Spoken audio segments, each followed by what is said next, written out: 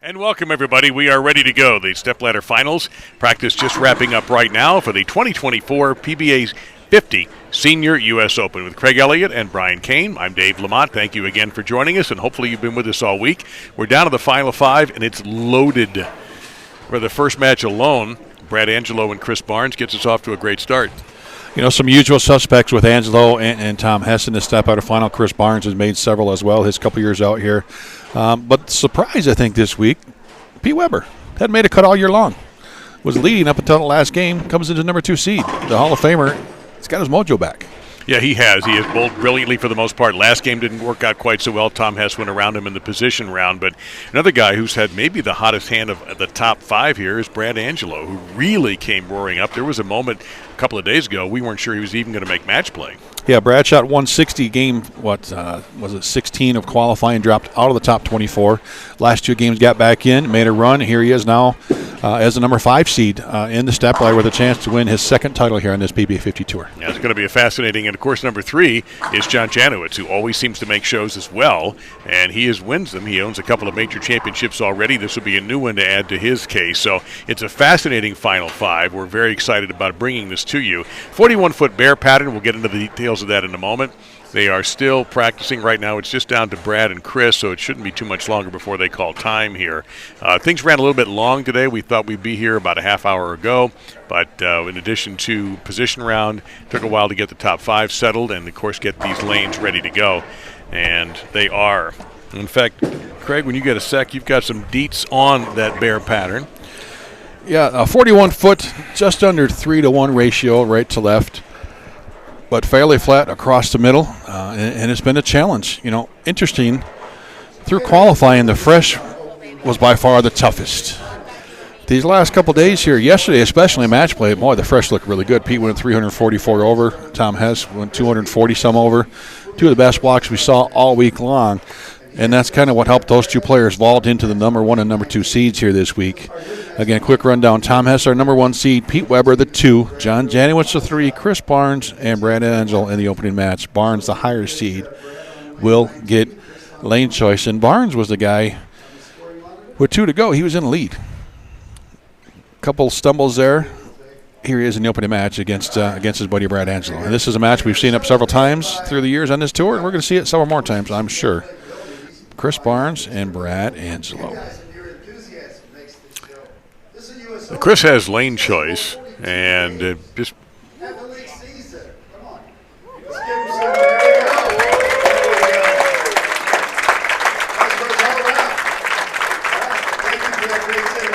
looks like Brad Angelo is going to start on the left lane. And 19 and 20 our championship pair. And nothing stood out on that pair through qualifying and match play that says, hey, there's some tricks on this one. 21 and 22, a little different. 19 and 20 looked playable, looked fine. So let's see what kind of scores we get here today. And Brad with a strike to get things going. He finished 16 and 8 in match play. He, Brian Goebel, and Tom Hess had the best match play records. So, and with the 30 bonus spins, that's 480 extra to his total. Average 213.4. Chris, 14 and 10 in match play.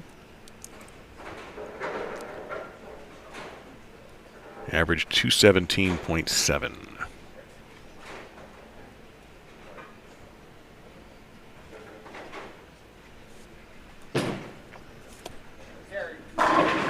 Now somebody in the audience said carry. It did. And Chris has gone through a cornucopia of bowling balls today to try to find the right ones that have worked. And a few were banished, but you can be sure that a lot of thought went into the ones he has there on the rack. Looking for his 3rd PBA 50 major and his first PBA 50 U.S. Open.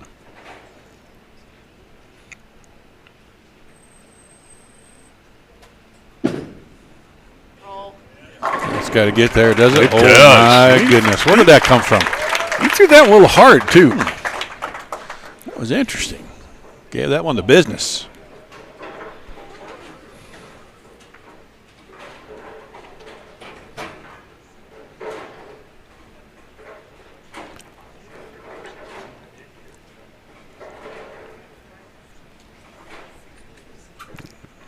John Janawicz standing by, keeping an eye on things. You'll probably hear him throw a couple practice shots.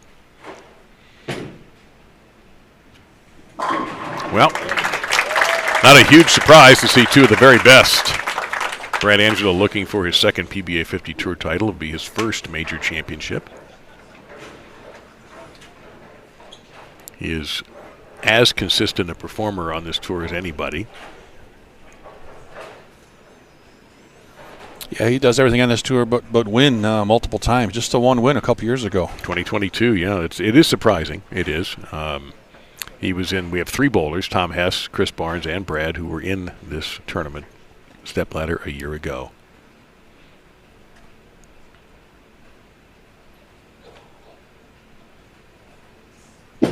Scores available at lanetalk.com, too, if you'd like to open up tab for that. We'll be popping the score up on your screen a couple different times throughout these matches. So far, it's pretty easy to keep score. Yeah, strikes for everybody.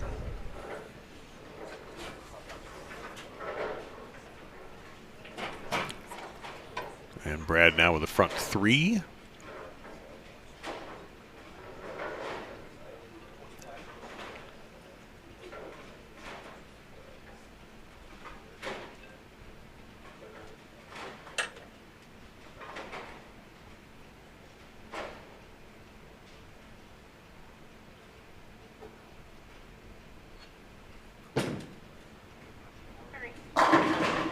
Oh my goodness, a violent ringing 10-pin. Apparently that 6-pin did not get his job description down quite pat there. It didn't do his job. The thing went sideways around it. That is the definition of a wrap 10 right there. Big time. Unbelievable. Unfortunate and unbelievable.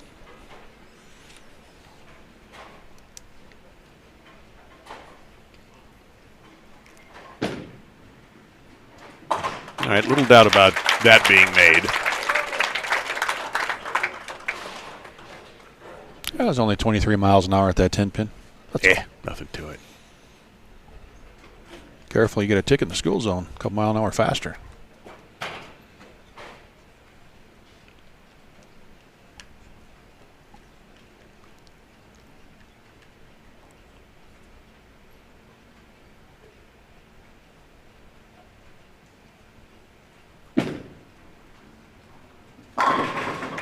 All right, Strike Fest continues. Only one spare so far. Brad Angelo moving in.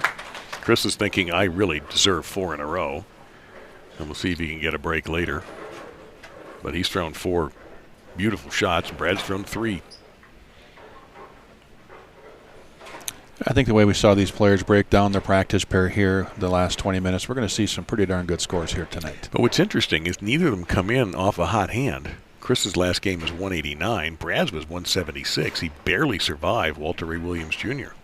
That's where that short bowling memory comes in handy in this situation. That one's a little wide, and he's not going to get the trip. Yeah, Walter Ray was 6th, and we'll give you the rest of the top 24 in between matches. But Walter Ray put on a great show. Another guy who we didn't think was going to make match play, and he did.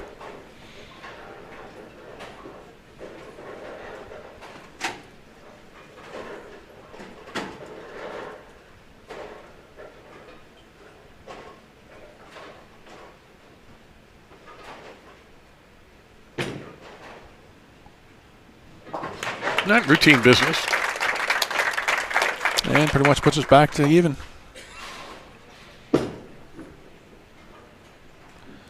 Max scores are the same for both players. Warming up.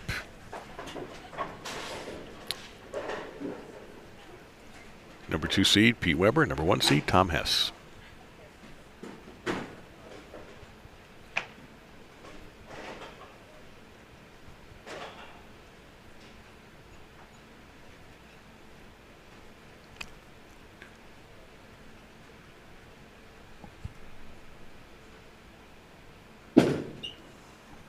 Got to go. There was an out-of-bounds area here, and Brad couldn't fight his way through it. That's not the first 1-5 we've seen today. No, it is not. I think Pete shot at one today. Yes, he did. Now, obviously, Brad throwing a little harder than Pete. Pete with that wheel going today, he had to shoot a 1-5. Yeah, it's interesting. There's that one spot out there that if it gets there, it is not coming in to the pocket. It's just going to skid. And that's what happened there to Brad.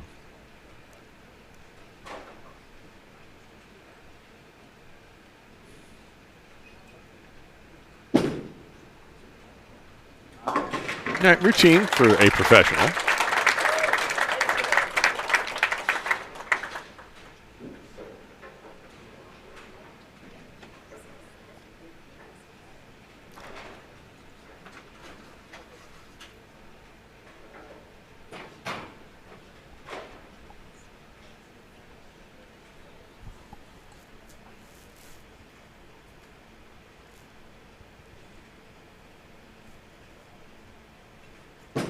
Nice crowd here in the building tonight at Highland Park Lanes, and they are very knowledgeable, too. It's great to hear them quiet when they need to be, make noise when they need to be, and the oohs and the ahs for Chris Barnes, couple of shots. Got a couple of oohs and ahs out of me that time. You going to be okay, Dave? Yeah, I think so. Need some oxygen, water? All right. Glass of wine would be great right about now, but that's 2 kind of rotten breaks. Yeah, 10-pin and 9-pin, both on lane 20. Yep. But doesn't lose his concentration. And you'll just have to flip the switch and go to the left lane. So seek out a slightly better fortune.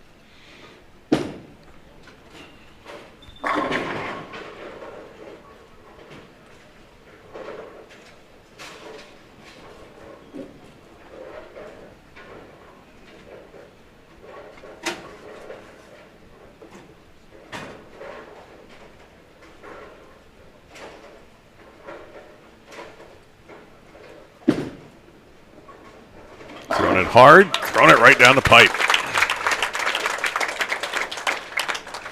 He's thrown 6 great shots.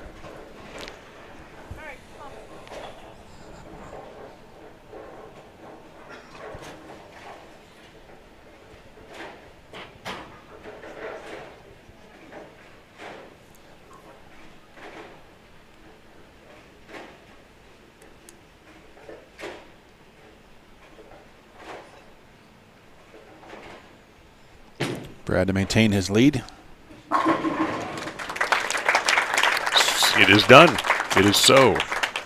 8-pin advantage through 5. Both players on the strike in frame 6. Brad Angelo, Chris Barnes, opening match.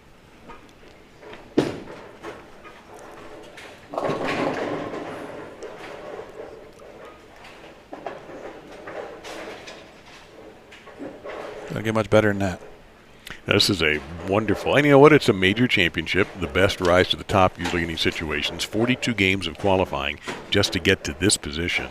So your better players are going to find a way to make it into the top 5. And the guy in 6th isn't too bad either.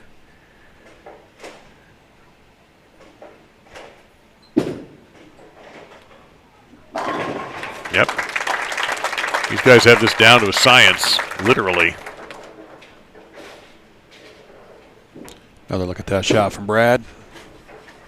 It's about as good as it gets right there. Well, what's going to happen to Chris on this lane this time? I don't know if I'm scared to watch after the last 2. I mean, vicious wraparound 10 and a solid 9.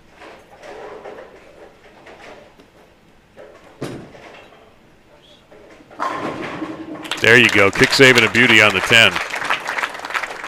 Send an extra pin over there to take the 10 just in case it didn't fall the first time. Oh, looks like he changed the angle a little bit, too, on that. A little bit. Looked like he might have squared up just a touch. Yeah. And firmer. Does he want a re-rack? He does. He gets 2. He called for that one pretty quickly. He wants to slow his heart rate a little bit, or maybe he did see something that looked goofy to him.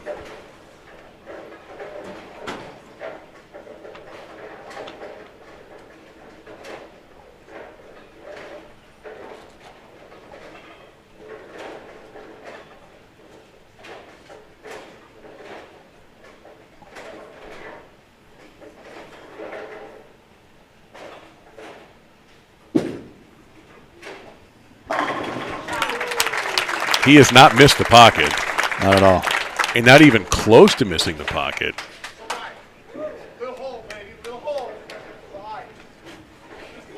Yeah, he's taking a little more direct line than he started.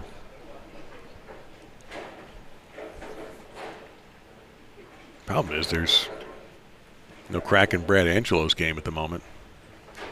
He's only had the only somewhat shaky shot was Brad's, and he left a 1-5, but he covered it.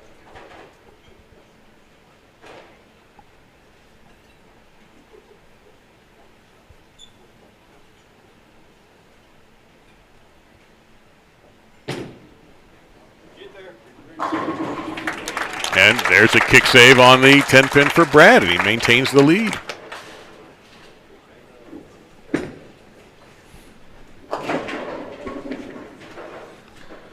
Eight-pin advantage still for Brad Angelo.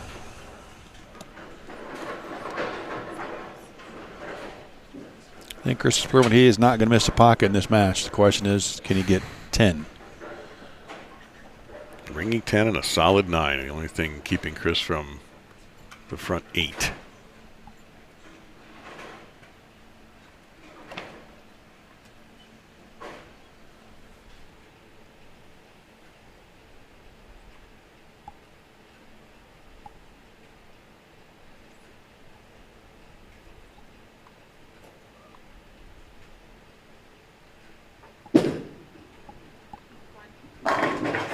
Man, he's just as good. Looks like almost identical, same line that Chris is using. Yeah, is it live or is it Memorex? They all look pretty darn close. We've had one shot out of the pocket between these two guys.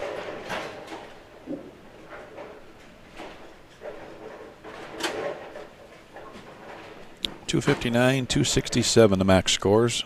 Angelo with the advantage. Barnes cannot shut him out.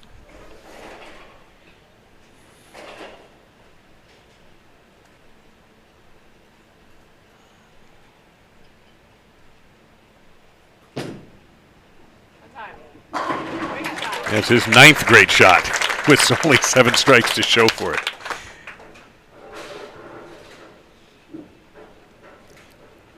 So it's his turn to put Brad Angelo under the heat lamp here. And before Chris finishes his match, we need to make sure we give a big shout out to the Steve Anderson family. Chris's good friend here who just passed away due to an illness recently, a bowler here in this center. Usually here every year watching Chris bowl the entire tournament. So big shout out and thoughts to the Anderson family. Chris and Linda actually will be heading to the funeral after the tournament.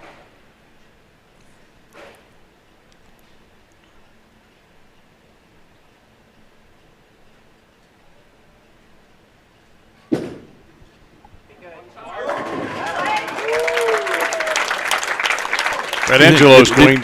Was he confident now or not? I'm not sure. No, the bent over to me is a sign of a mild concern. I think it's good. Okay, it's good. Yeah. He's going to make Brad Angelo do some work.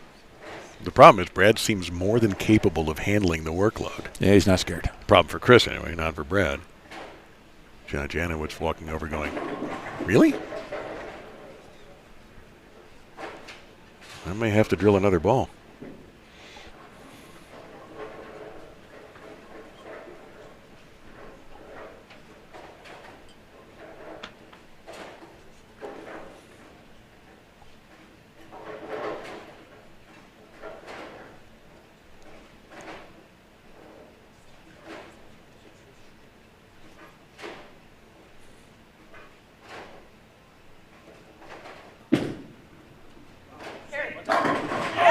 Oh, a late arriving 6-pin getting the job done. JJ actually wanted over and got right behind that shot. He wants to see what Chris is doing. Yes, he does. He knows. He knows. Yeah, how does 11 perfect shots sound? That's exactly what Chris has thrown. The 2 that didn't go his way were solid leaves. 259. He's in the 250s already, realistically.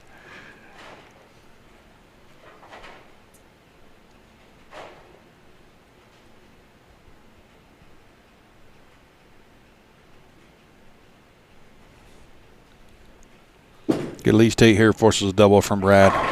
That's man, I'll tell you what. I don't know. I've watched this guy a lot. I don't know if I've ever seen him throw the ball any better in a final than he just did there. 259 for Chris. Win, lose, or draw, you got to feel good about that game for Chris Barnes. Well, but, with bowling math, they both missed twice. It's just a matter of when you miss. Yeah, and how many in some cases. But, yeah, all right, Brad, double? Needs a double.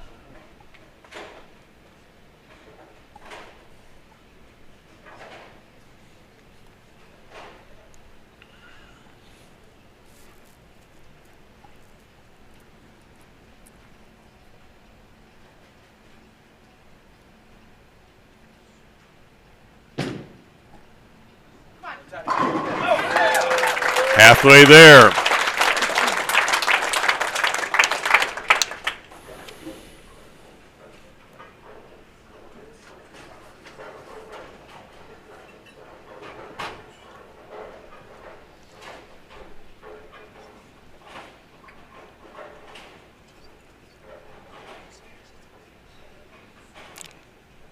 He needs a strike and 3.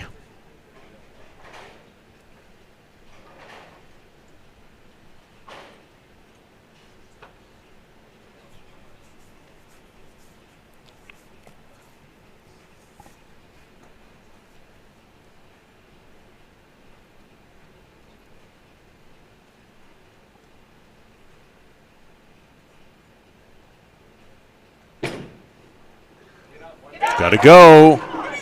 It does! A backdoor trip 2. And Brad Angelo just needs to stay upright to advance. Unbelievable. Lost it just a touch right, but got just enough of it at the bottom. It comes back and incredible. That's the break of the day. And, you think about the breaks that Chris didn't get and the break that Brad just got right there, and it shows that bowling luck has no predictability to it at all. Just pump it down. Yeah, he's not going to mess around missing right and getting that. Doesn't need it anyway. No.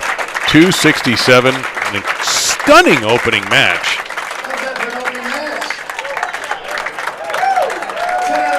Okay. Now what? That's just incredible. Chris throws, in my view, 12 perfect shots, gets 10 strikes, 259 ought to be able to win. And Brad Angelo was just that little bit better. Just that little bit better. What's the old saying? That's bowling. All right, well, let's see if this one can possibly top or at least equal what we just watched. The Brad Angelo victory over Chris Barnes, 267 to 259. Brad will start on the left-hand lane. Yeah, we do have a very good crowd here. They've set up some short-term bleachers off to our right and some folks even off to the left who are kind of watching this from a little bit from a distance, but you still got a good view. Sight lines here are very, very good.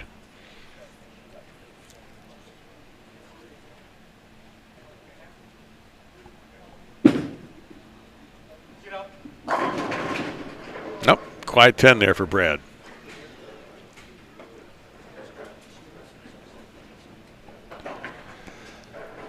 And Brad was watching a few of those shots from JJ. I think he made a little move off what he saw there. It looked like he might have cheated in just a little bit from where he finished that last match. He stayed loose on the practice pair.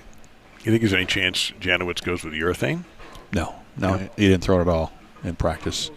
Exactly. If he was in the opening match, first match, 100%, I think he'd have thrown urethane. Yeah. But yeah, no, not now. All right.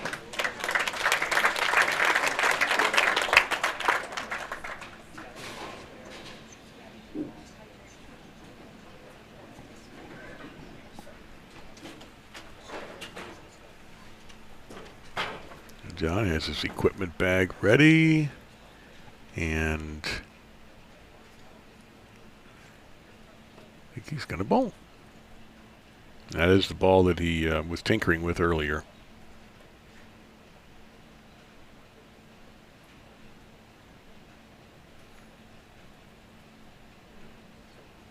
John qualified third at the USBC Masters, if I remember correctly. Oof. Well. Yeah, and it's that 6-pin on lane 20. He's not going to get a good job review at all. No, he's failed. Nope. 6-pin might just Where get a do you see yourself in letter. 5 years? In a garbage can. Yeah. Yeah, in a fire pit.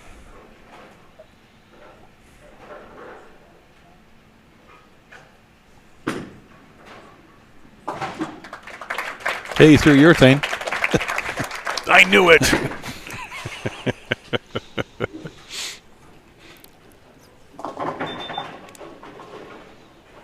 Well, you say 9 spare, 9 spare. I'm going to say we're even through one frame here in this second match of the Stepladder final. Bing.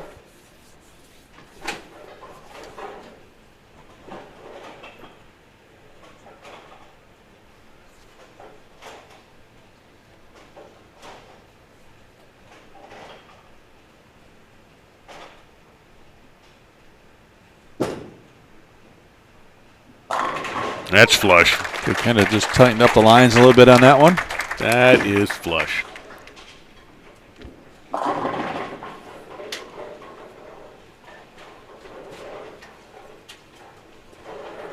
Sometimes watching John in between shots can be great entertainment. He's gone over to his area, putting a ball back in a bag, and then head back. I don't know if he had anything else in mind, but he must not have.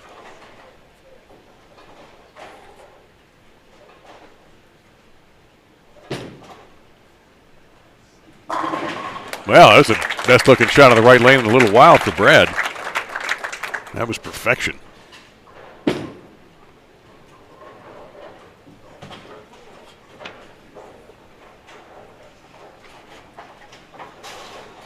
Yeah, what Brad's done in the last 4 hours has been pretty incredible. Made a nice charge, held on to a spot in fifth. Tough match against Walter Ray. Great game against Chris Barnes, and here he is, John Janawicz.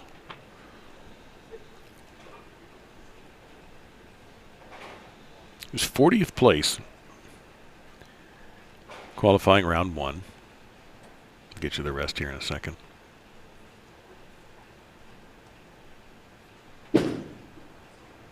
Got to go. Ooh, wow. Well, he has been getting some incredible pin action. He was 43rd place after round two. Oh, and like he was minus, I think, after two, wasn't he?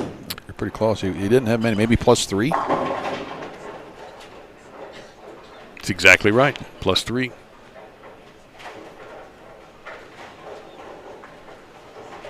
And then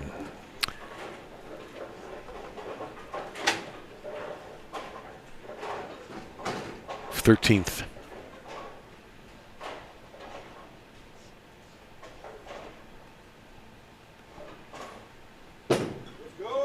Janawicz to keep it even.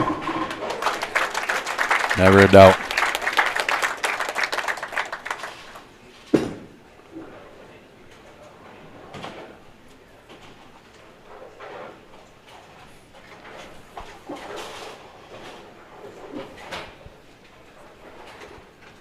Pete Weber awaits the winner. Pete's first TV appearance on the PBA 50 Tour this year. I have not seen him throw the ball much. He and Tom Hess are having a chat, but not a lot of action from Pete at the moment. He's doing a little watching. JJ is throwing a different ball in this left lane than on the right. Results the same. Man, those are some powerful strikes from the PBA 50 Rookie of the Year in 2023.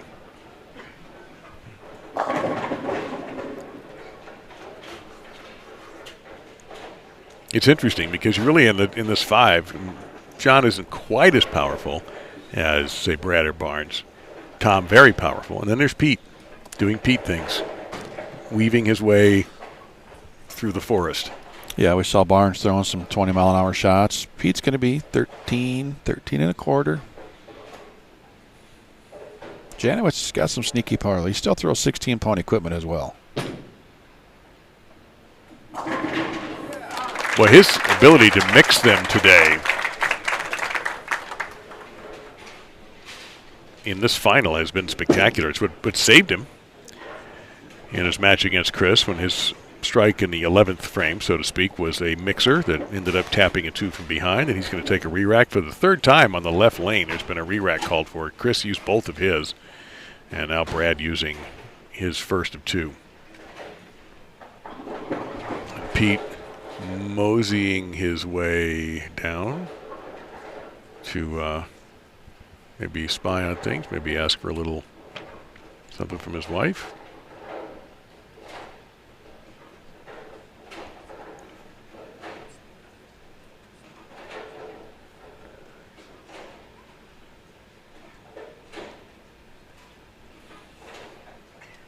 Brad for 4 in a row after an opening spare. You know, I didn't think we'd see a higher scoring match than we saw game 1, 259, 267. The players averaging 263, but right now, well, prove me wrong.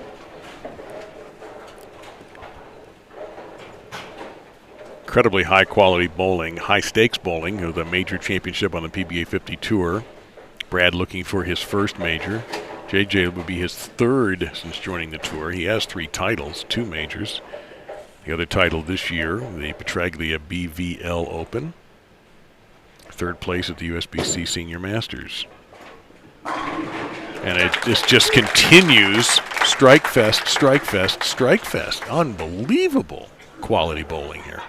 As you can see, John's very fazed by it all.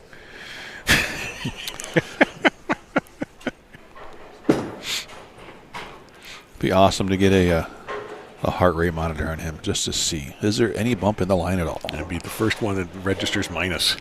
It's incredible.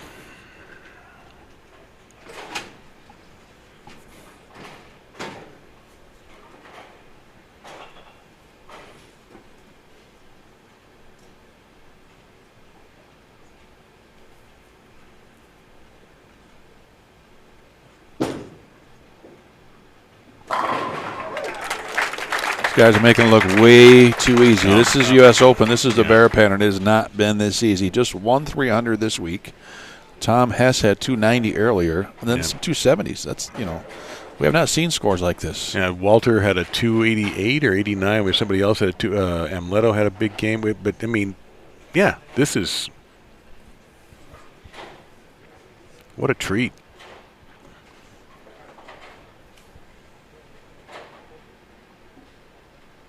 And it's not even a sign that something might be slightly off. No. And these shots, I mean, Brad's had a couple that have spun him around, but he's got the 10, and he's also thrown some just gorgeous pocket blasters.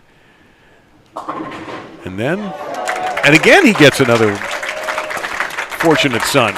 Well, he gets that where the other players don't, because he's just shaping a little bit more, and his ball roll just gets the pins to kind of tumble into each other.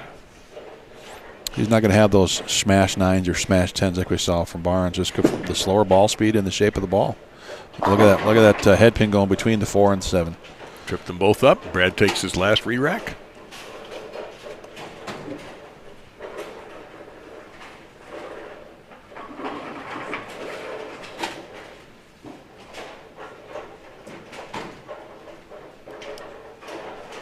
John Janawicz looking at something. He takes copious notes. He's got his Team USA backpack over there too. John, a very distinguished, taking time for a protein snack, a little protein bar going over there. John, a very successful, very important member of Team USA. Yeah, I like that subtle flex with the backpack. Yeah. You got it. Flaunt it, man.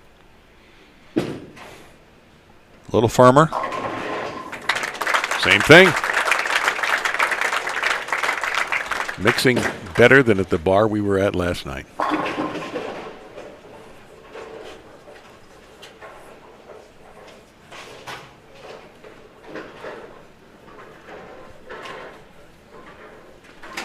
Well, John, it's your turn.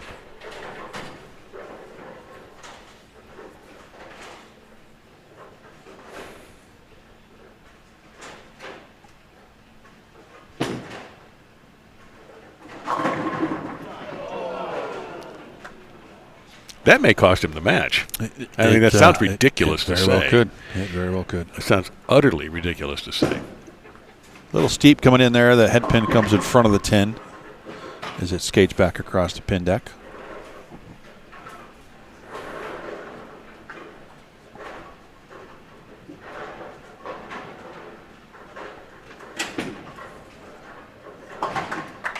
Zero suspense on that 10 pin.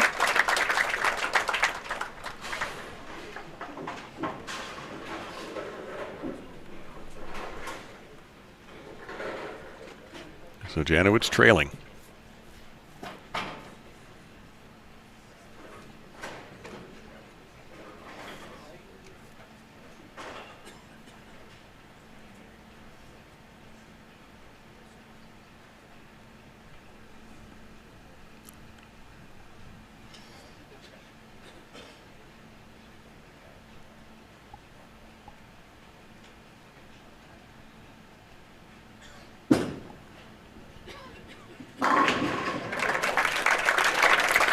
No doubter.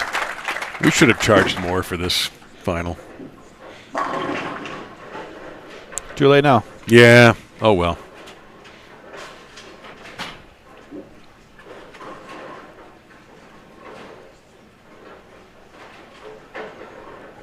So, a couple of shots now from Brad.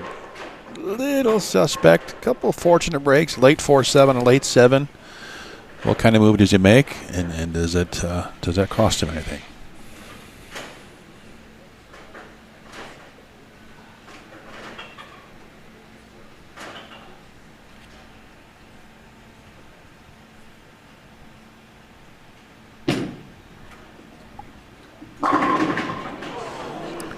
Wow.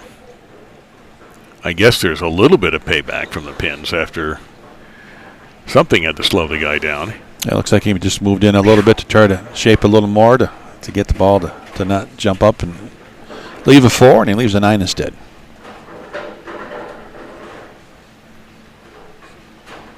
Yikes.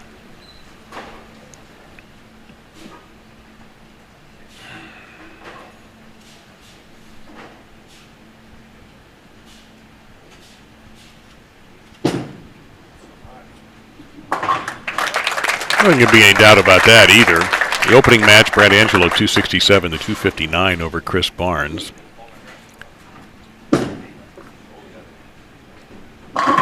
P. Weber throwing a strike in practice.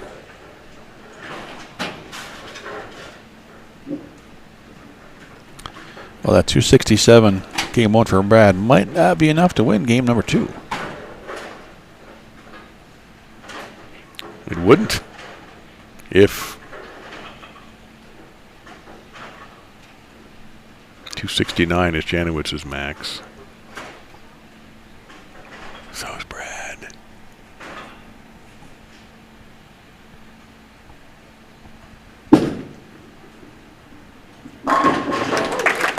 And it continues.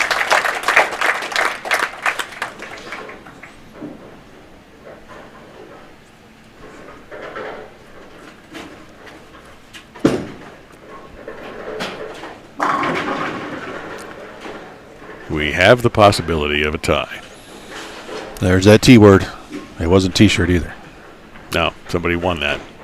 We have a chance. It'll be a one-ball roll-off.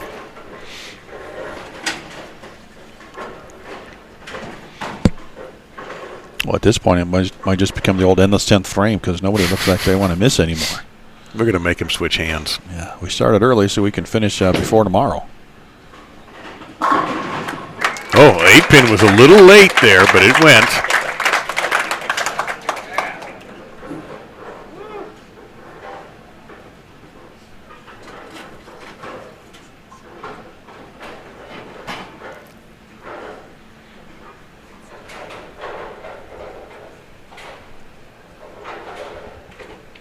This is where all this experience these two players have, and this tour, of course, is loaded with experience by definition. But not getting rattled, understanding how many times they've been in situations like this before where they're trading heavyweight punches. They've also had games where they're barely above 200 or scuffling about and they have to make a key shot.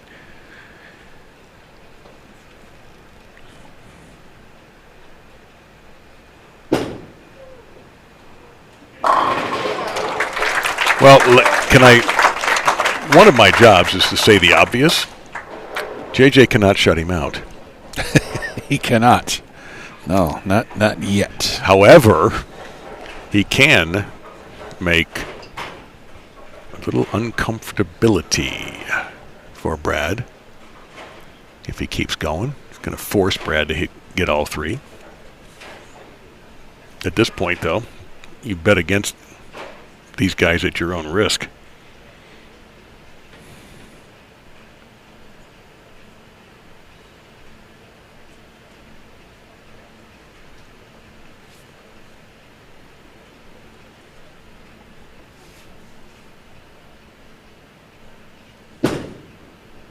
That's got to go. Yeah, it's got to go. We both saw that. Oh, well, yeah, no problem. It did. Well, again, that's why we sit here and JJ's out there. We're questioning him. Oh, JJ, that's not a good... Oh, nice strike. But it did go. Weber walking over here. I don't know. I wonder what's going through his mind. Yeah, I guess I might need a 300 to win this next one. He shook his head. He did look like, oh, good Lord. I'm too old for this. Oh, that was great.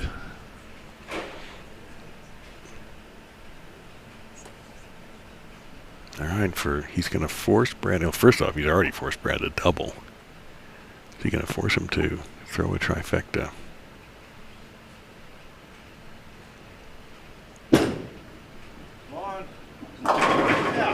He is. There's no question he made a move in that 10th frame, because those couple shots were definitely in and circling it more. But what an adjustment. What a finish. 269. So we have a new high score of the night, and Brad Angelo has to match it just to stay alive. There's zero margin for error for Brad Angelo right now. And John Janawicz put Brad on this lane thinking it might be a little more problematic than the left lane.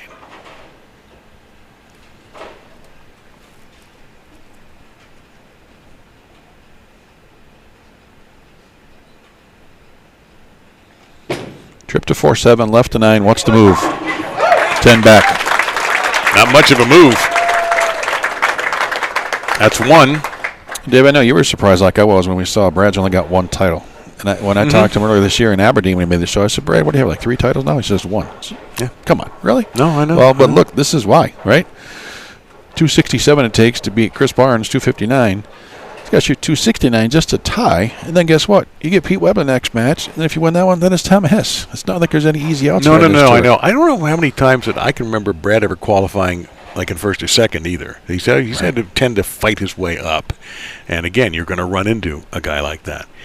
You know, and Janawicz and Pete. And it's tough. It's tough. He'll win. Maybe even tonight.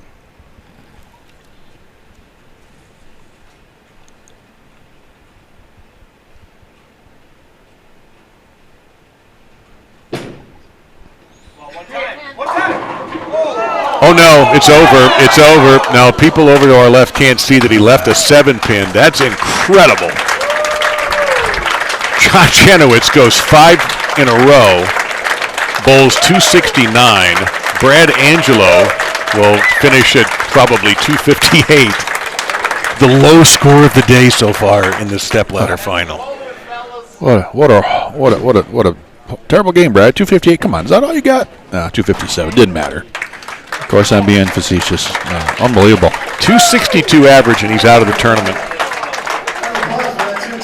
Okay. It looks like JJ's going to start. On the left.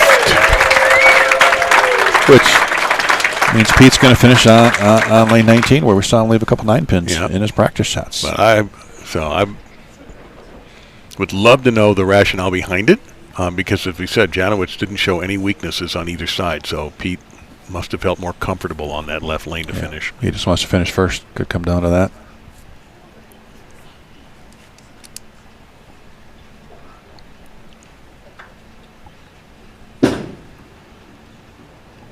Same ball, maybe a little firmer, same line, same result. It's not a weak lane for him right now. Is Brian just hitting replay on all these shots? Yeah, Brian, actually, you know what? We're not even here anymore. We've recorded our commentary, and Brian took care of editing and everything, so that's why we love him. Yeah, we're kidding. Well, but not about Brian, but about us. All right, first shot.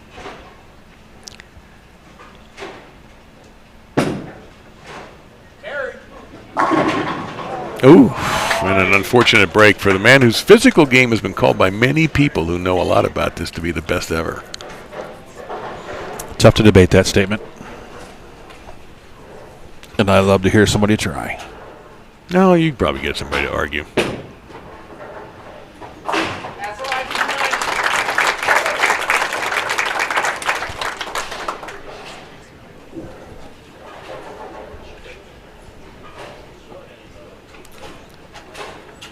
He is walking around like he's not really, I'm saying not, he looks uncomfortable, not really loose quite yet. Well, as he knows better than anyone, he's going to have to get loose fast. unless Janawicz somehow slows down.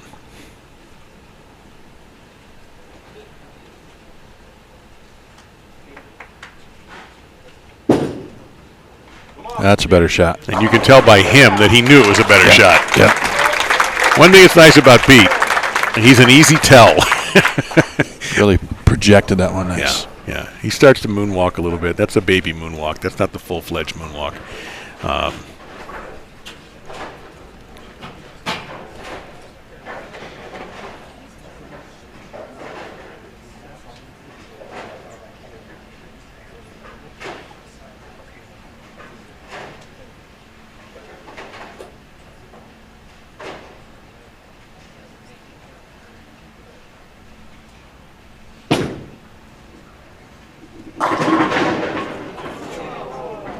Nope. Messenger came up just a touch short. And people are groaning like they didn't expect that. They have been spoiled. Yeah, we haven't seen many balls that didn't strike today. What, 5? Just think about it. Have we had anything other than that 1-5 that Brad shot at that's been more than a single pin hit? Nope. No, we haven't. And we've had an alarming share of ringers and solid ones.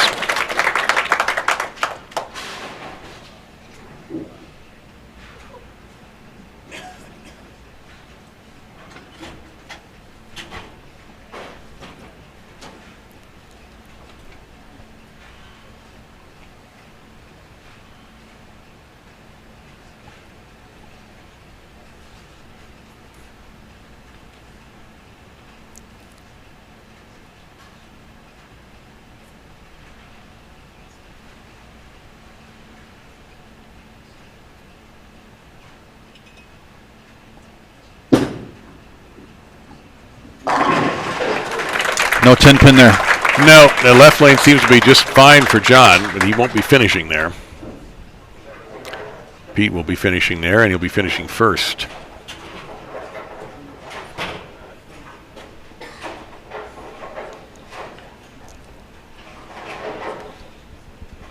Pete with his first re-rack, taking it on lane 20. Okay, lane 20's first re-rack of the night.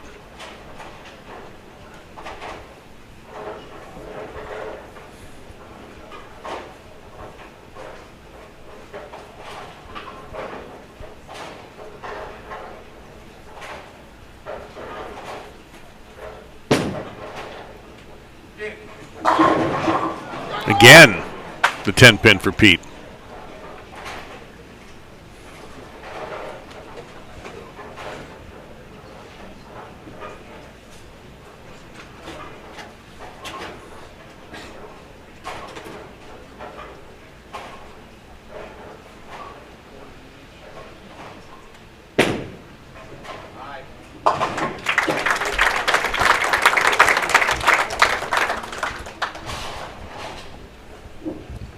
He's thinking, what do I do next time? A little converse, self-motivating talk. That reaction shows me that he liked both those shots. He felt like he threw what he wanted. Got off his hand fine, but obviously just wasn't quite the right spot. Now what do? Change balls? Do you make a move? Change hand positions? Well, he threw a strike on this lane, so he's got to get through this one first before he worries about the right one.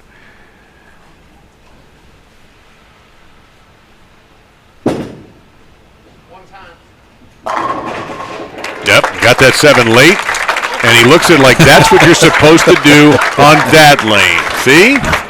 Always a showman, isn't he? Yep. Always a showman. TV Gold. I don't think he was totally sure about this one.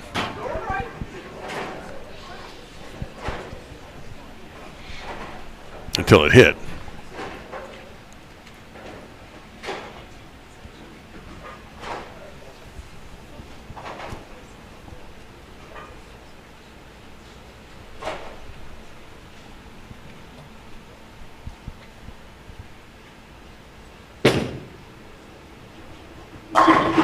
That looked like a ball change. It indeed was.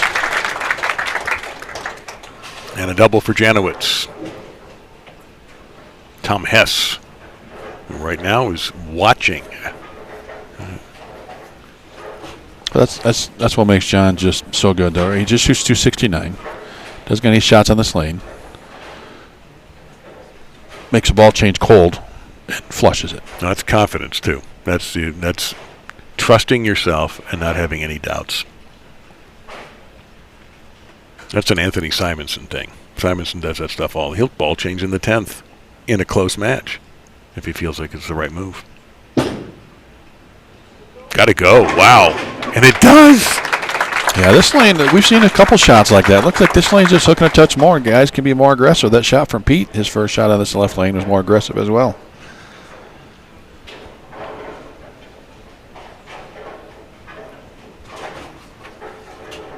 Yeah, that was 3 off the right several times this week.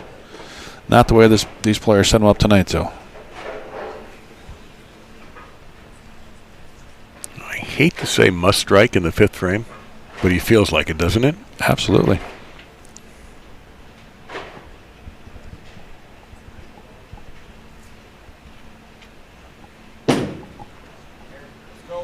Doesn't like it. Same thing. It's the exact same result on that lane 3 times in a row. The exact same result.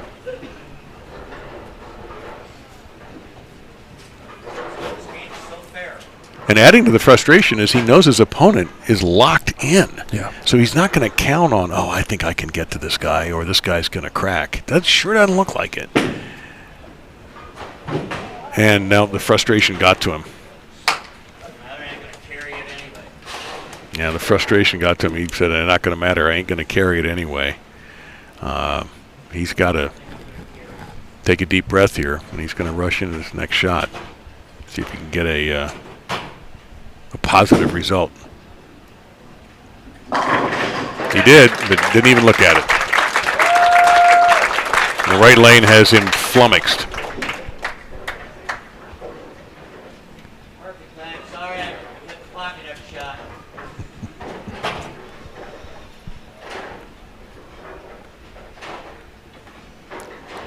We have all our viewers now looking up the word flummoxed. I think there's a walking definition right now. It's not the man on the blue shirt and white trousers.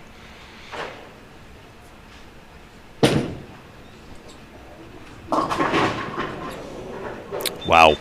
Mm-hmm. That will flummox him in his own way. Now, this is doable, by the way, for JJ. I'd almost make this 50-50 for JJ. It's probably more 35 to 40%, but a good 50-50. I'd like to point out this will be his finishing lane. So let the 3-pin do the work.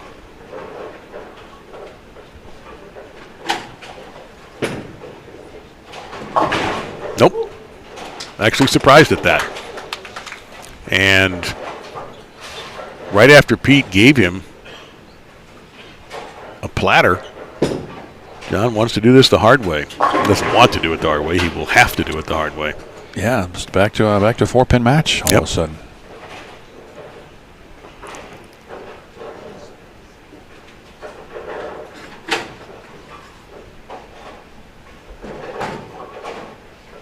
But Pete's problem is that right lane, and it may be John's problem now. Pete will finish on the left. John will finish on the right.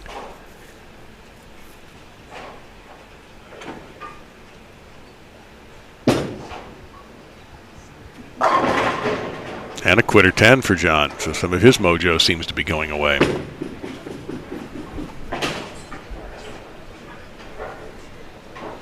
Well, and, Pete can get the lead back right here.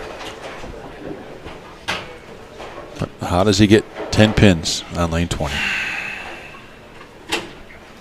You know he's kicking himself over that pin that he missed, that he may not have had his best shot at.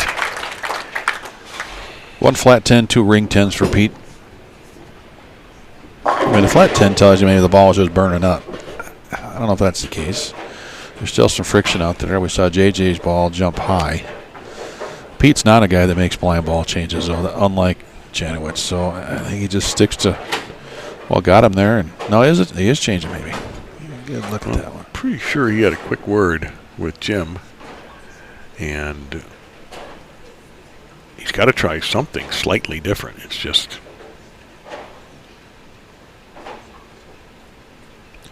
I'd worry about this one hooking just a little too much.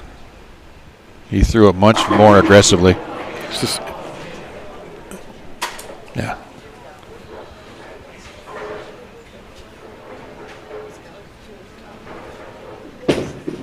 Well, here's the thing. He can't give this 10-10 away.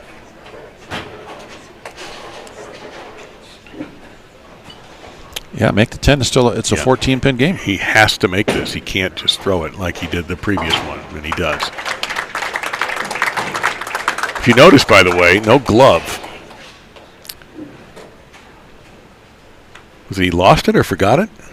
Somehow, I guess he lost it. Was it before the tournament started or after the first round? He started and he bowled really well without it, and he went and bought a new glove. And Jim Callahan told us that he said to Pete, "Don't use it. You're bowling it really well." So there you go.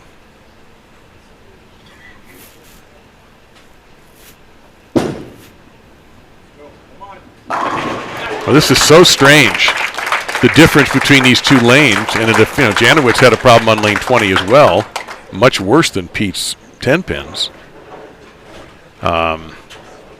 This match has officially entered the twilight zone.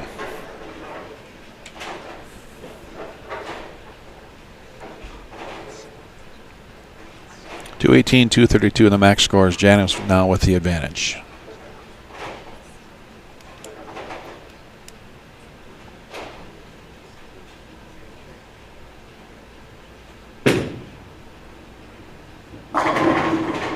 And no, Messenger's going to fall short. John all of a sudden can't strike.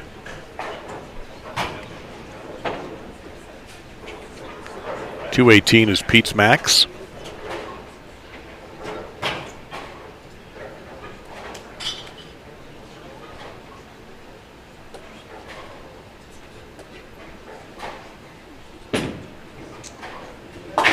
Back to a 3-pin game. Well, this match is exciting for completely different reasons than the heavyweight championship fights we witnessed with Brad Angelo beating Chris Barnes 267 to 259, and John Janawicz defeating Brad Angelo 269 to 257. If you're Brad, what are you thinking watching this? Like, come on, guys. Is he still here? Or did he hit the road? I hope not. I hope he's not seeing this. In fact, I hope he's not even watching on the app right now. I'm Brad. I'm taking a few deep breaths and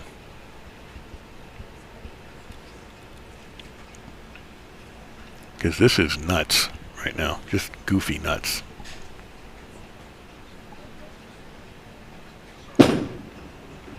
Gotta go. Here it goes. Well, and the potential saving grace for Pete is John has to finish on that right lane. If Pete can strike here, we got a ball game.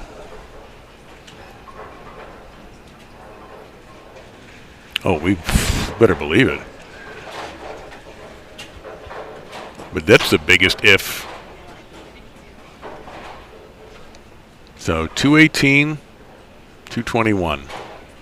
That's all that separates these two. That's if they both strike out. But Janawicz is on a lane now that has become almost the third member of the team here. Pete has yet to strike on it. All those nines on this lane. I'd like to see Pete throw like he is on the left lane, just more aggressive. Looks like he's maybe moved a touch right, squaring up, going to get firm with it.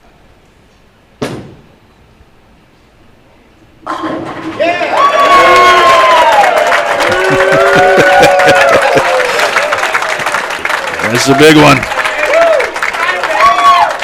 Well, finally, 6-pin shows up for work.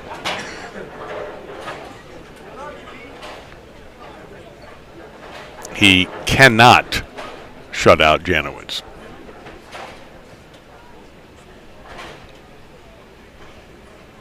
The left lane, he hasn't missed yet. So are we due for opposite day here?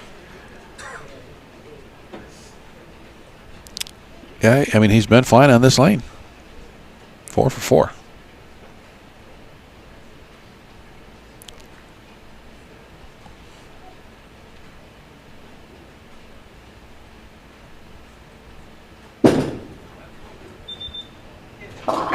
Oh, it just hit like a stone. Missed in a little bit. Not a good shot. Yeah, he knows it. There's no show here. He knows that was not a good effort. Again, now I hate to see him rush like this because this is a match that he can win. It isn't far from over. Yeah, JJ still got a mark in the 10th. Yeah, Pete should try to put a little something on John's brain there.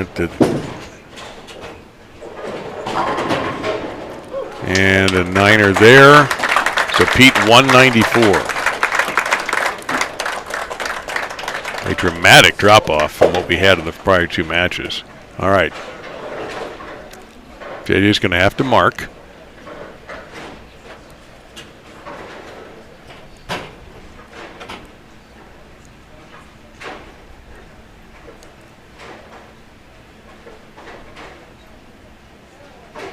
Strike would do it, would it? Just about, right?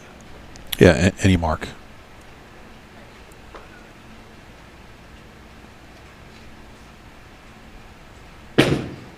Got a little loft on it.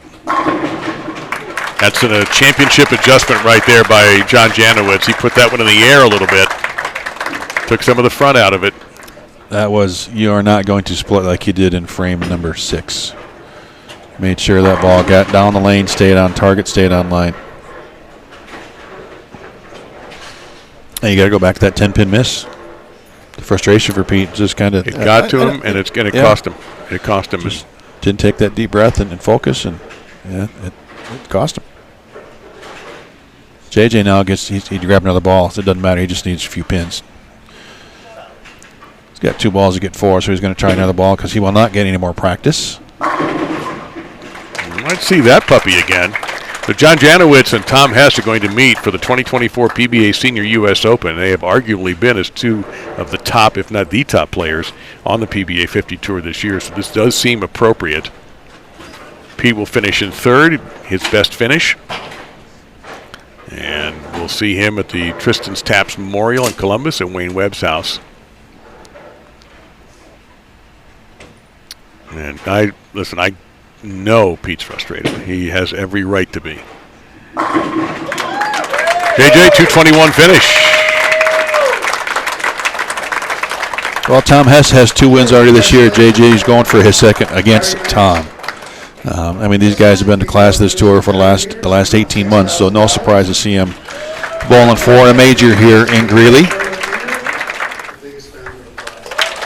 All right. Well, arguably 2 of the hottest players on this tour over the last 18 months facing off for a U.S. Open title. Highland Park Lanes, Greeley, Colorado. John Janawicz will start on the left lane.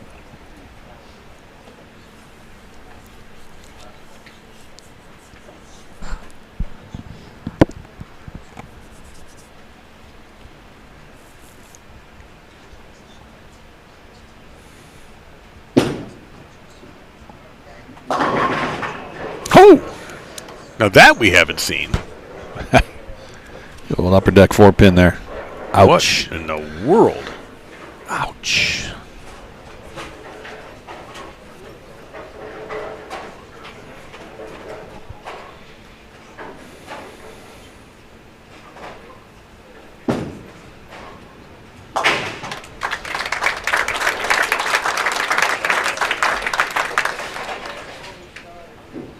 On our first look at Tom Hess. He took the top seed away from Pete Weber in the position round with a very solid game in the 240s. Pete was not sharp in the position round game either. That helped Tom, but Tom earned it. 2 games earlier, he bowled a 144. Actually, it was as low as 3rd place. Tom's position on the show has been pretty secure. It was just a matter of where.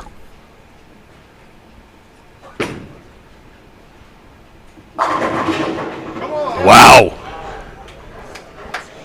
That old pesky 10-pin on that right lane, but Tom was paying attention. He only has the ball on there.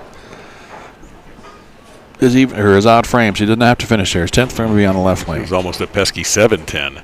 Late knockdown of the 7.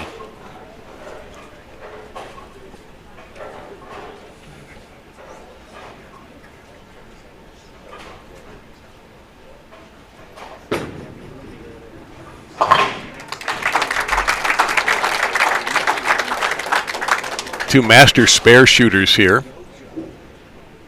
So it's pretty unlikely these guys are going to give anything away cheaply on a single pin miss.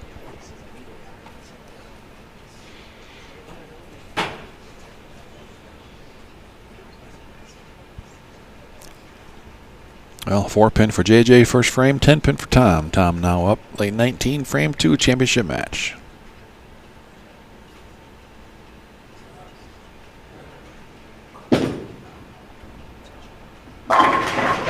Beautiful shot.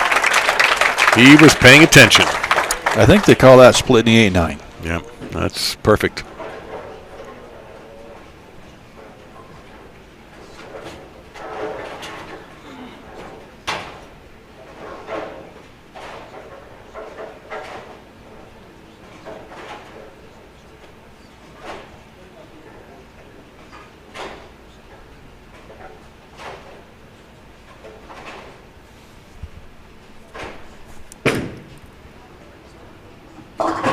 Ooh, that was just a quiet hit there for Janawicz. So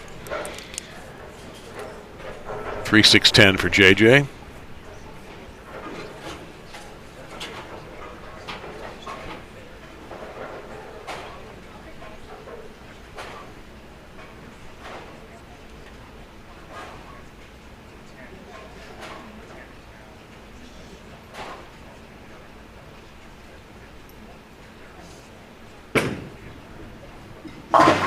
There's your clinic on how to shoot a 3-6-10.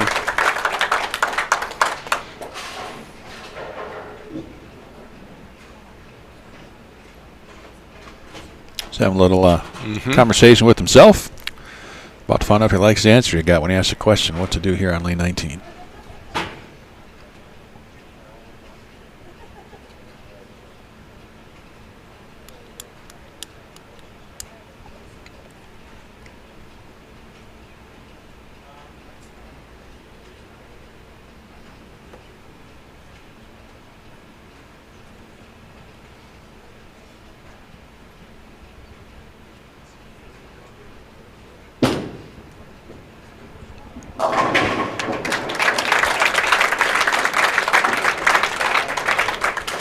So back to the striking game for John Janawicz.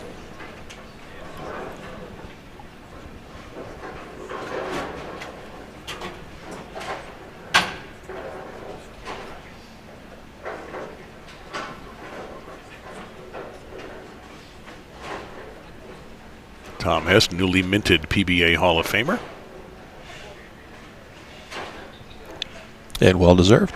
Yeah, this it's interesting. There are guys who are getting these second opportunities on this tour, and Tom does have the one PBA major, but that was his lone PBA title, the Masters. But he has just kicked tail on this tour. Yeah, that right lane's going to be key to this match. There's no question about it. And Ron Moore, the first to get in the Hall of Fame via the PBA 50 Tour. And deservingly so. Speaking of kicking tail, now that 8 got shoved out of there, so you know this is an automatic. No, there is the 8 is still in there. The 8 is still in there. I apologize. We joke that the 210 for Tom S is basically like a layup for a 7-foot basketball player, but not the 2-8-10 I call the impossible dream. Yeah, the last time we really remember somebody making this was Mika up in Portland, Maine several years ago. Yeah, it's just about the ultimate punishment.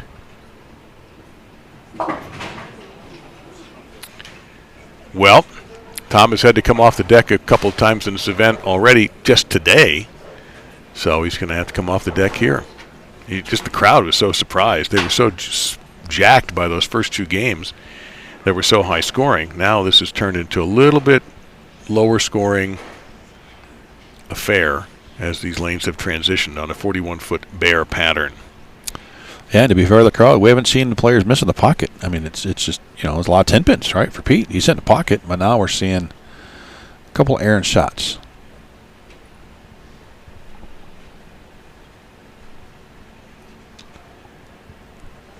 Been a lot of play on these lanes, and now we're seeing a lot of quick transition. These players are trying to navigate it.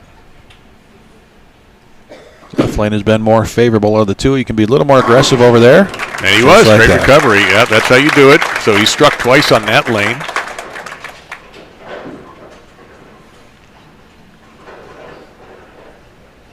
And looking to see if he's going to do any equipment. Nope, Tom's just going to take a seat.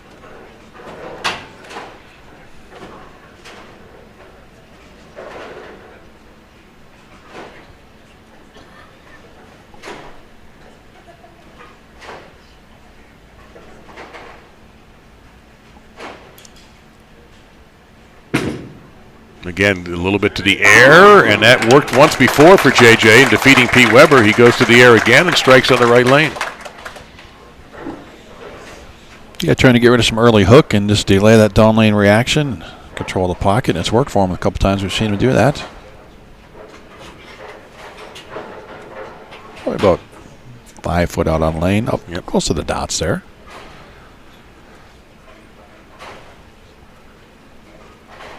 It's so interesting. Always has blown me away the difference. They're right next to each other, the two lanes, and so often they have different characteristics.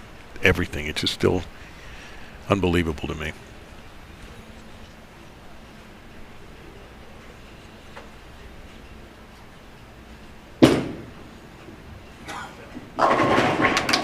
Man, I am still also blown away by the fact that he can get it that far to the right. And it doesn't go out of bounds, and it just amazing feel and touch. Yep, that's just a level of talent that you have to appreciate.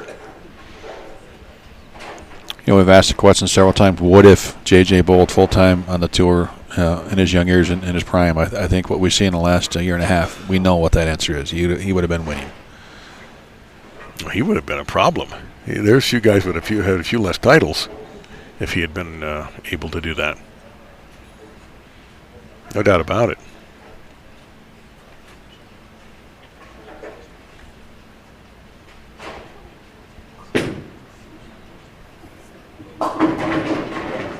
Messing? Nope. Gonna check up. Yeah, that left lane.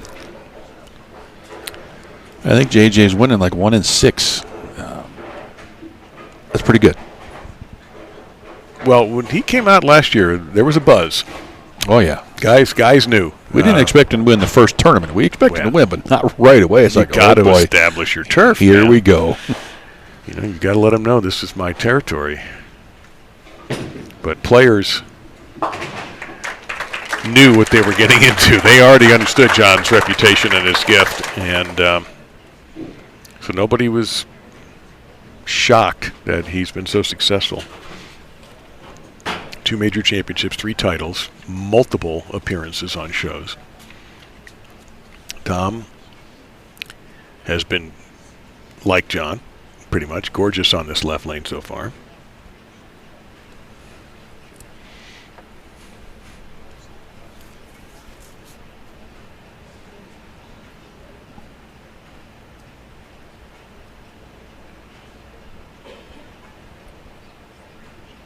Somebody cough?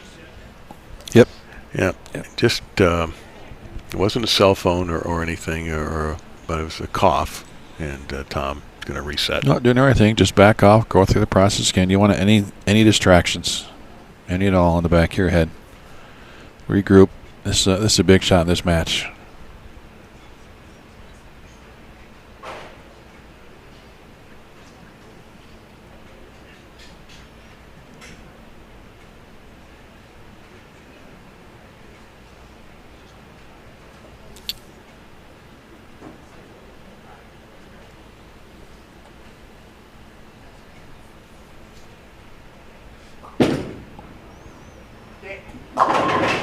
Yes, sir. Mixer there.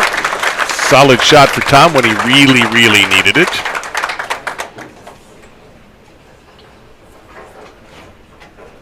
JJ can double and go up 41 early on in this championship match. But he's going to have to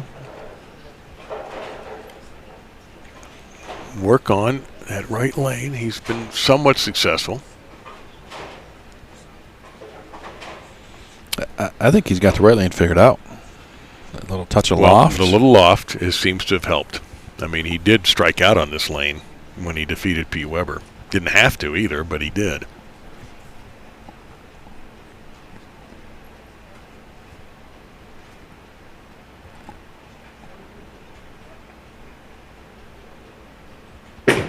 Oh, there's in the air again. And a swisher hit. There's another move, too.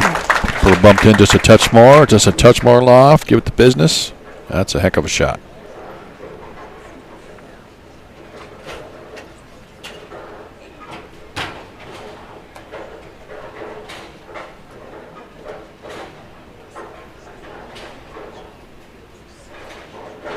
And there's the left lane where he has been adventurous but successful.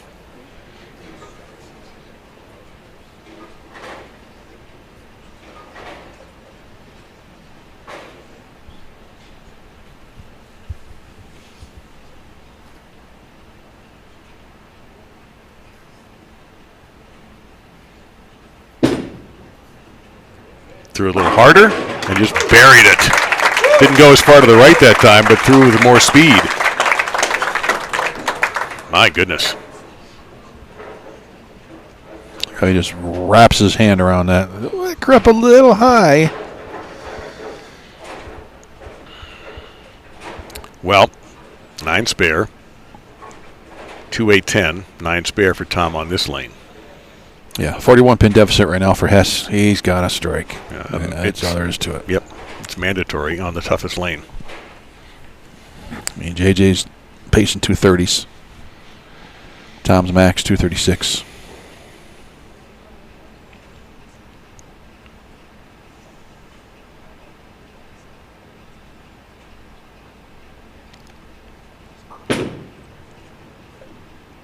That looks good.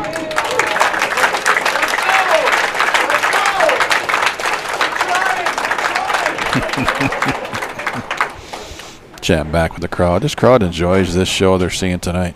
No doubt about it. This has been one of the more vocal crowds that I've seen. I don't mean that in a bad way, by the way. I'm not saying that they're distracting or anything like that. They're into it. And the players enjoy it too. They feed off it. No, they're into it. They're knowledgeable and appreciative. Just another thing that shows you all the work that Jackson and Zach have done in this bowling center.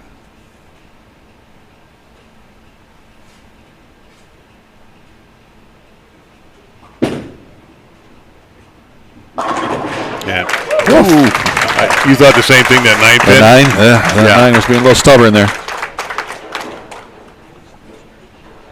Well, that's the best Tom could offer. He fights back. Just asking for a chance. That's all he wants in the 9th and 10th frame. Give him a chance. He still keeps that hope of 236 alive.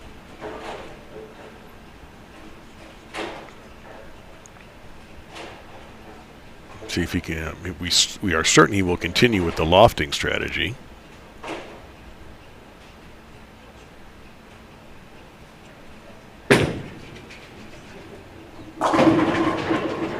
All right, little hope for Hess. Well, and the hope is going to be that JJ has to finish on that lane. That's why Tom did that.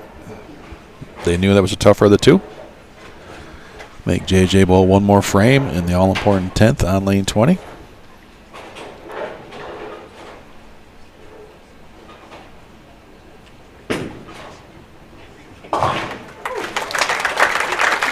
Obliterating the 10 pin.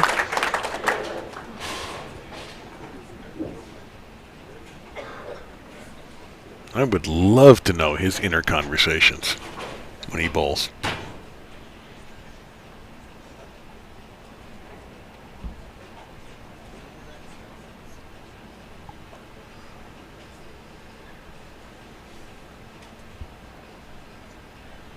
Pacing 236.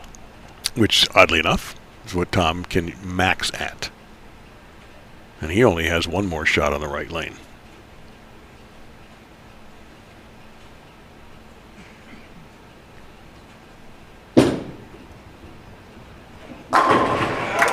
Owns it. He might as well just put that in his car and take that lane with him if he wins.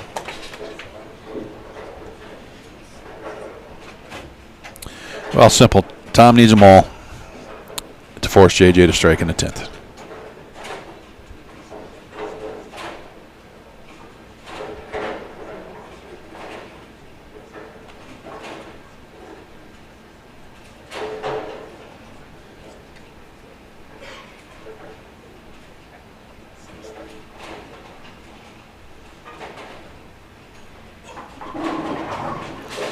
rack for Hess.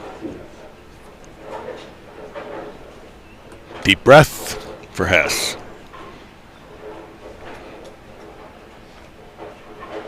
He did strike last time on this lane, mixed him up nicely.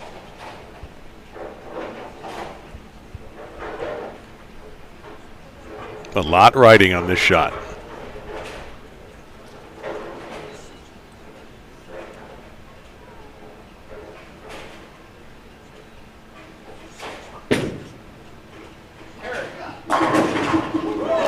Oh, and the 7, not the 10. Are you kidding me?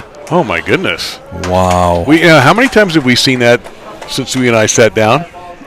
Quite a bit this week. A lot of traffic around the 7 Yep. pin. You think it's going to get knocked. It doesn't get knocked. Tom threw a good shot there. I think that's what even hurts worse, is that he threw a good shot on a tough lane. Yeah, he's just watching that 10 pin go thinking, oh, I got it. And then look, oh, the 7's still there. Brutal.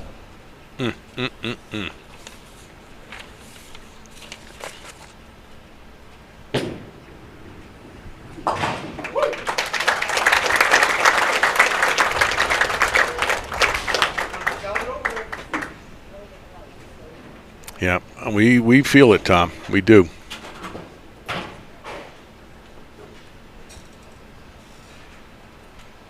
JJ just about has it. 9 outs, 224. 215 is the max for Tom Hess. Yeah, that's it. John Janawicz will have 4 titles on this tour, and 3 of them are majors.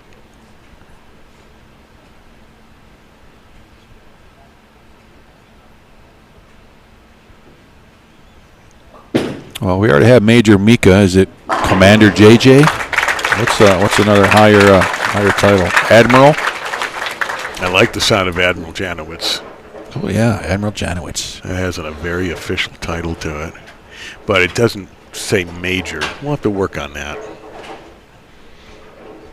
For Tom Hess, I came down to one unfortunate break. Came down really to that 3rd frame, but also just a terrible break on the 7. We've put a little bit of pressure toward Janawicz. But if I'm Tom, 215, I'm going to gun this. Weirder things have happened in this business.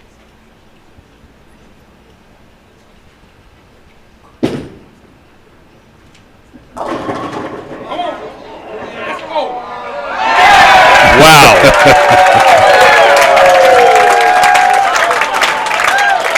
Touch them all, Tom.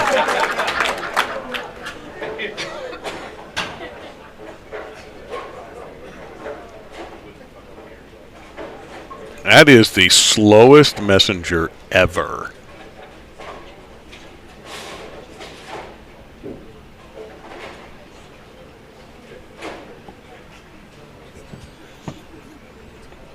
Yeah, if you'd got that 7 to go, could have been a little interesting.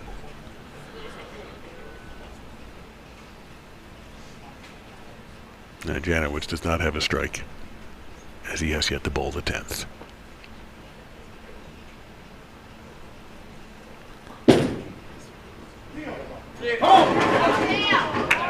Wait. Now 214 for Tom.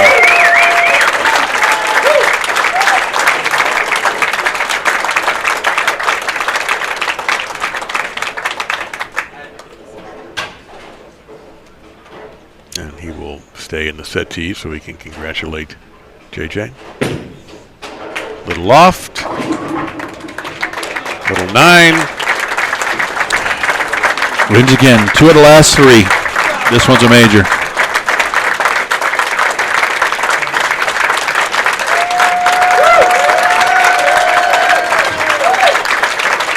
Kind words from Tom. Respect JJ has on this tour is immeasurable.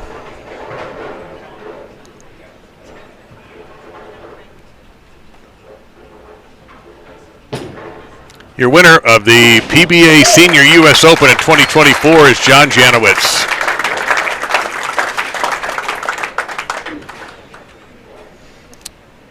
He's won a Masters, he's won a TOC, and now a U.S. Open.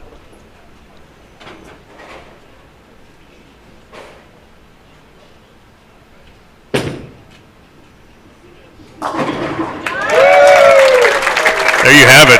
What a deserving champion, John Janawicz. And we will be talking to him shortly.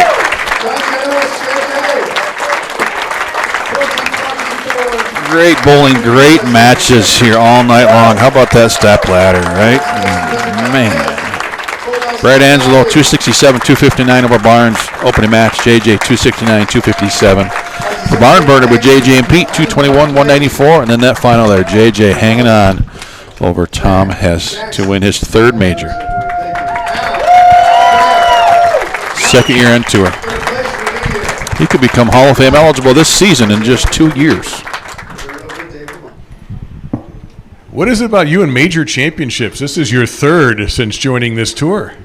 I don't know. I think it's just probably the longer formats. I do like that, and most cases the conditions tend to be a lot tougher. So spare shooting matters a little bit more. So I think that's probably a little bit more of it than anything else. But I don't know. I mean, it's just the majors is where history. That's where history is made, and I'm just really, really blessed to be able to have won another one. What worked this week? Because these conditions were all over the map. You had the high scores, you had the low scores. What were you able to do to lock in? Boy, I'm not really even too sure.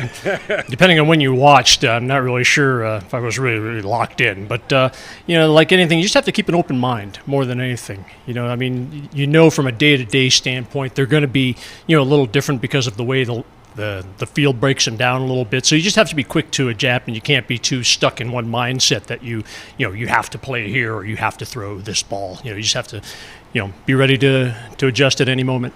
Well, the competition, too. This Stepladder final got off to a spectacular start. You beat a Hall of Famer and a great player in Tom, and you would have run into Hall of Famers everywhere you went with this tour and with this field. This has to be incredibly gratifying to know the people that you've beaten. Oh, I mean, I made the joke when I was, we were up there taking the picture that, this is kind of the PBA 50 murderers row here, So, so to win, to be able to beat any of these great players, that's just an accomplishment itself. I mean, Tom has been just amazing all year long. So, just beating him is that's just an accomplishment in itself. Well, you've accomplished quite a lot. Congratulations again, John Janawicz, for being a major champion, winning the PBA Senior U.S. Open. Our thanks also to everyone here at Highland Lanes for a magnificent job. We love coming here to Greeley. I know, for speaking on behalf of everybody at BowlTV, thank you also we commented during the broadcast what an incredible crowd you all have been tonight, too. Thank you for coming and for supporting the PBA 50 Tour. Champ, congrats. Thank you.